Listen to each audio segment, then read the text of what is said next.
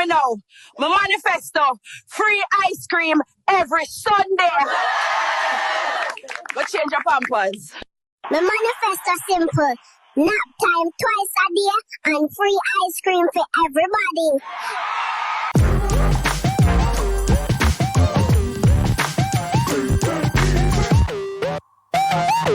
Welcome back to another video. So today at Carib 21, we are going through the manifesto.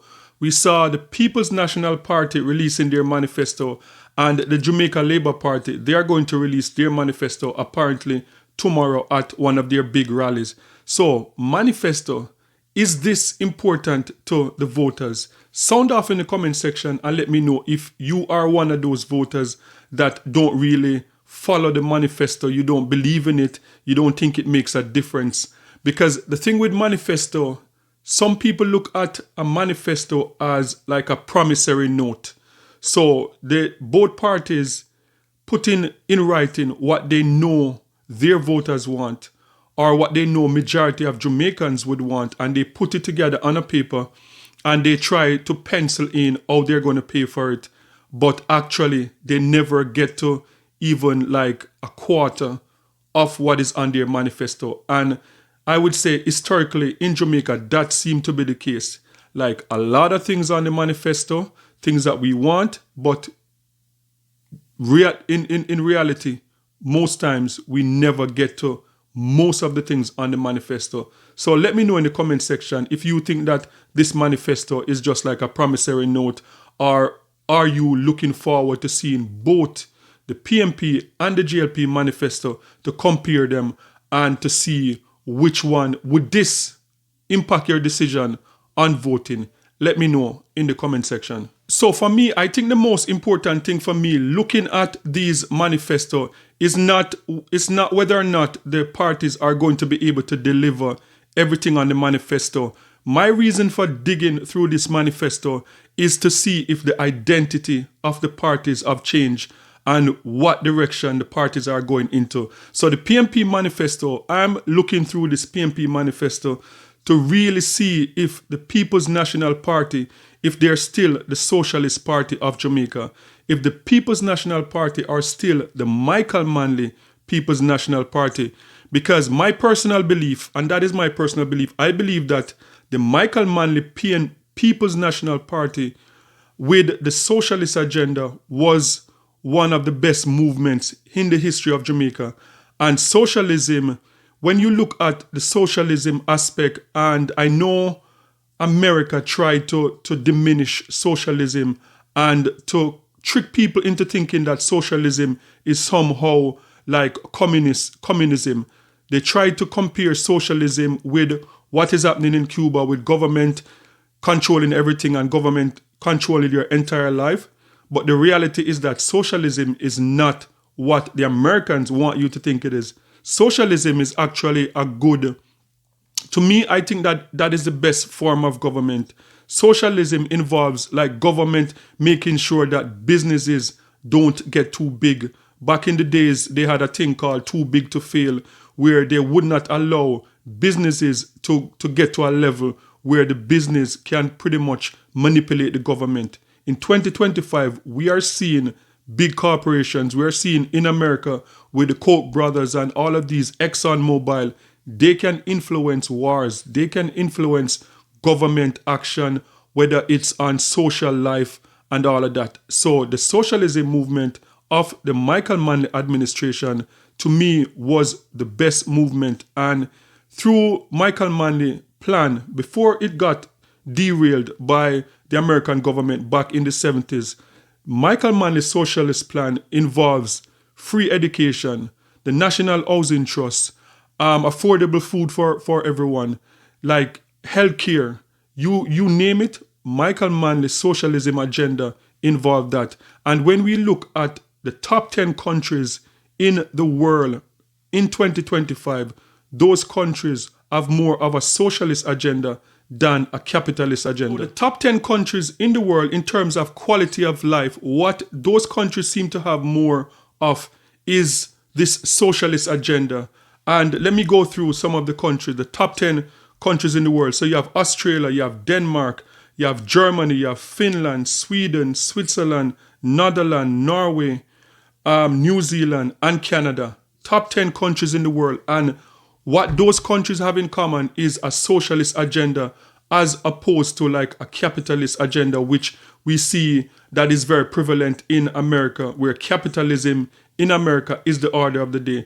So what these, as I said, what these 10 countries have in common is a socialist agenda where the people, the government pays more attention to the people. So like free education, like good public transportation, good maternity care. Like for example, like in Canada you can get up to 18 months maternity leave that can be shared between a husband and a wife.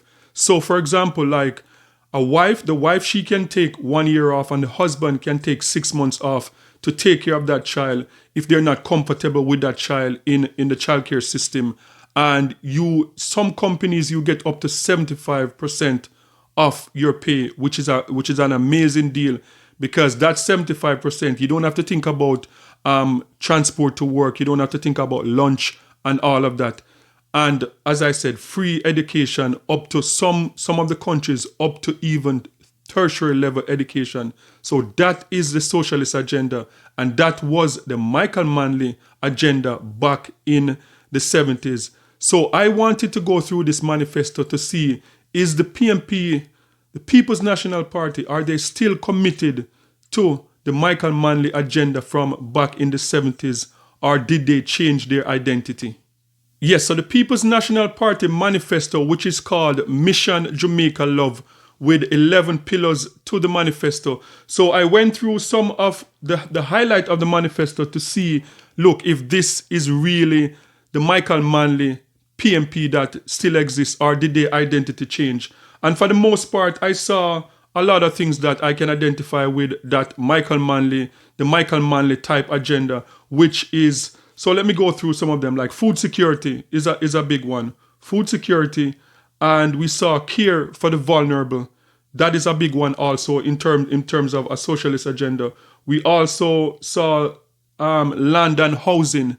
And I went through the Mark Golding interview, and I pointed out that one of Mark Golding's plan that wanted to help younger people to purchase homes, which I think is a good agenda in terms of getting, and the rent to own. Rent to own is an amazing deal, and it happens like in these countries. It happens in Canada, happens in Denmark, in Switzerland, where there's a thing where the government will help you to purchase the property, and you'll purchase the property and you'll own the property. What you're paying for mortgage is cheaper than rent, but up until the point when you're going to sell the house, then the government will take back the portion that they invested in it. And that is something that they're doing in parts of Canada. That is something that I spoke to someone in Denmark years ago, and that was happening in Denmark. So these are ideas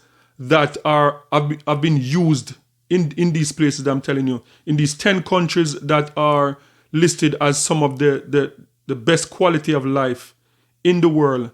Those are some of the things that's listed. So opportunity for young people is one of them too. So education, access to quality education, and I'm going to go in more depth in details in this manifesto leading up to the election.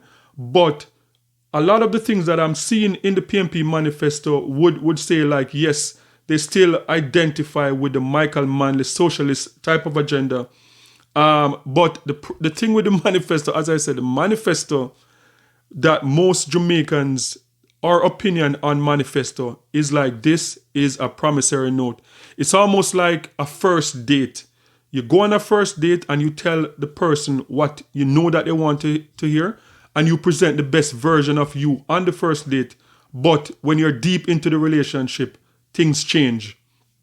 You become this monster in the relationship, and everything, all the impression that you gave on that first date, now you're in the relationship, all of that is gone. And that is how most Jamaicans feel about manifesto. Because for me, I can say, because I've said it on numerous times, The problem with politicians in Jamaica is not that we don't have some of the most educated politicians, because we do. The problem with politicians in Jamaica is corruption.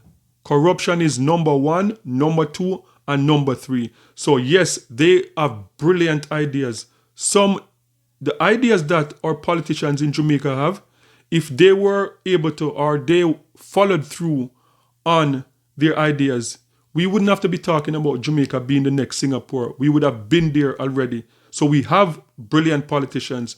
They're just corrupt. And so that is the thing with the manifesto. You put the manifesto out there, but are you going to deliver? What percentage of this manifesto can we expect the People's National Party to deliver if they get in office? Are we going to get, like, for example, I think they had something about as I said, rent to own. They have in the manifesto 24-hour urgent care center. All of these things are amazing.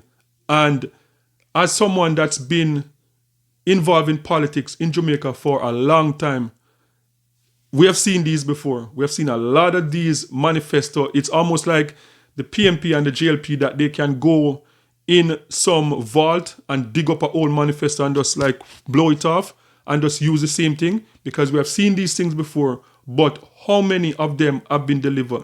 So that is my problem. The manifesto, good ideas, but what percent can we expect the People's National Party to deliver in this manifesto? So let me know your thoughts in the comment section. Do you put a lot of value into these manifestos?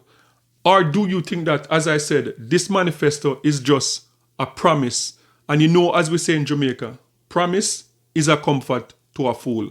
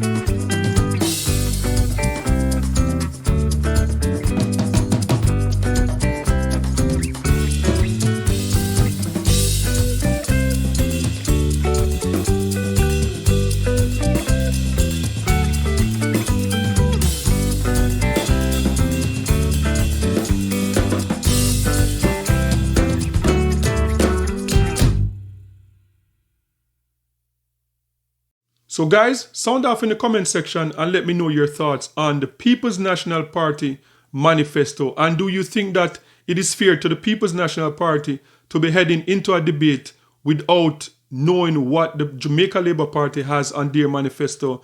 And do you think it's okay that the Jamaica Labour Party, that they are releasing their manifesto pretty much last minute?